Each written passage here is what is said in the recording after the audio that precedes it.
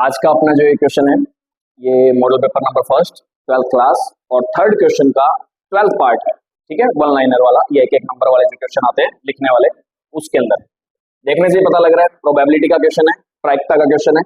यदि P A मतलब एक घटना घटित होने की प्रायिकता, इस बात का मतलब क्या है कि प्रोबेबिलिटी ऑफ ए इवेंट, ठीक है, कितनी है 0.3, तथा मतलब और क्या दे रखा है अपने क्वेश्चन के अंदर, एंड प्रोबेबिलिटी ऑफ बी मतलब इवेंट बी की प्रोबेबिलिटी दे रखी कितनी 0.6। तो probability of A intersection B निकालना है, मतलब ए इंटरसेक्शन बी की प्रायिकता ज्ञात करो जहां ए व बी स्वतंत्र घटनाएं। ठीक है, तो एक बात हमेशा ध्यान रखना, स्वतंत्र घटनाएं का मतलब होता है कि ए इंटरसेक्शन बी किसके equal, P A into P B. इसका पूरा लॉजिक होता है, वैसे तो कैसे बनता है कैसे नहीं बनता, क्योंकि अपनों ने इससे पहले ना एक सह प्रतिबंध प्रायिकता पढ़ी होती है।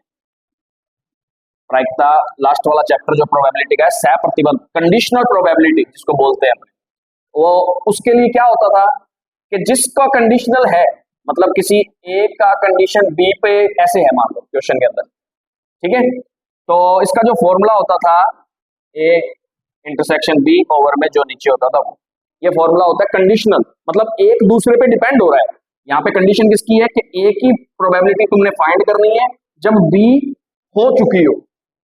इसका तो मतलब होता है सह प्रतिबंध। सह प्रतिबंध का मतलब क्या है कि प्रतिबंध लग रहा है पहले वाली घटना हुई का, तो बी पहले हो चुकी है, उस चीज का किस पर प्रतिबंध लग रहा है, ए पर प्रतिबंध लग रहा है, मतलब उसका इफेक्ट पड़ेगा ए पर, उसको बोलते हैं सह प्रतिबंध। मतलब प्रतिबंध लगी हुई प्रायिकता निकालनी, किसी पिछली प्रायिकता का ऊपर वाली प्रायिकता पर, मतलब किसी के भी पहले वाला जो इवेंट है उसका बाद वाली पर जिसके अपने निकाल रहे हैं, जिसको ऊपर लिखते हैं ना उसकी निकाल रहे हैं, इस पर इफेक्ट किसका पड़ रहा है, बी का, जो बी पहले हो चुकी है ना, इवेंट हो चुका है, उसका इस पर इफेक्ट पड़ता है, तो इसको बोलते हैं कंडीशनल प्रोबेबिलिटी। इसका फॉर्मूला होता है ये।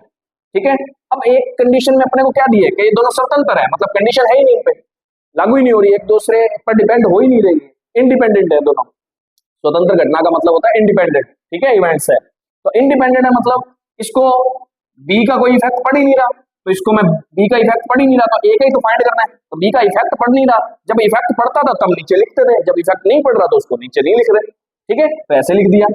तो यहां से अपना जो कंडीशन पड़ती है जब इंडिपेंडेंट होते हैं तो इसको इधर ले आते हैं, तो ये फॉर्मूला इस तरीके से तैयार होता है।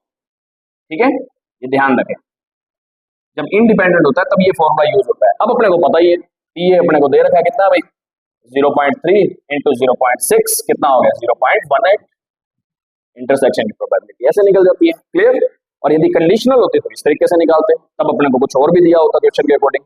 ओके, तो इस तरीके से अपने किसी को भी फाइंड किया जा सकता है। ओके।